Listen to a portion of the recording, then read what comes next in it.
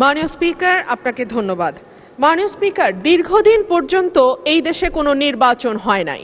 মানুষ তাদের পছন্দের প্রতিনিধি নির্বাচন করতে পারে নাই। জাতীয় নির্বাচন থেকে শুরু করে স্থানীয় পর্যায়ে নির্বাচন পর্যন্ত প্রত্যেকটি নির্বাচন ছিল কারচুপিপূর্ণ।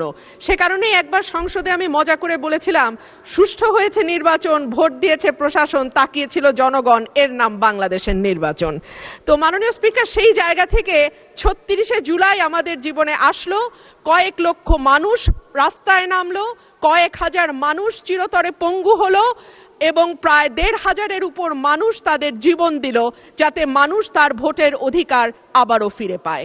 এবং আল্লাহর কাছে অশেষ শুকরিয়া মাননীয় স্পিকার, একটি অবাধ, সুষ্ঠু, নিরপেক্ষ নির্বাচনের মধ্যে দিয়ে ত্রয়োদশ জাতীয় সংসদ গঠিত হয়েছে এবং আমি এই সংসদে একজন স্বতন্ত্র প্রার্থী হিসেবে নির্বাচিত হয়েছি।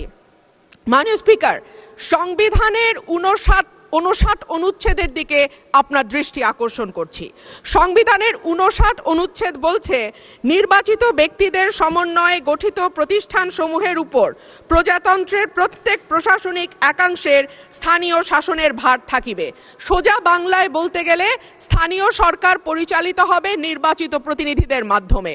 কিন্তু আমরা বিস্ময়ের সঙ্গে এবং দুঃখ নিয়ে লক্ষ্য করলাম, একটি নির্বাচিত সরকার ক্ষমতায় আসবার পরপরই স্থানীয় প্রশাসনগুলোতে প্রশাসক নিয়োগ করেছে।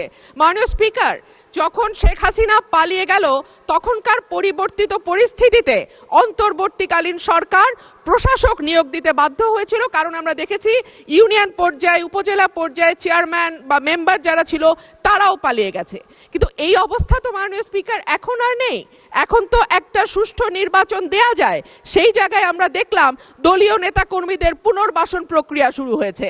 এই বিষয়ে আমি পরবর্তী বক্তা।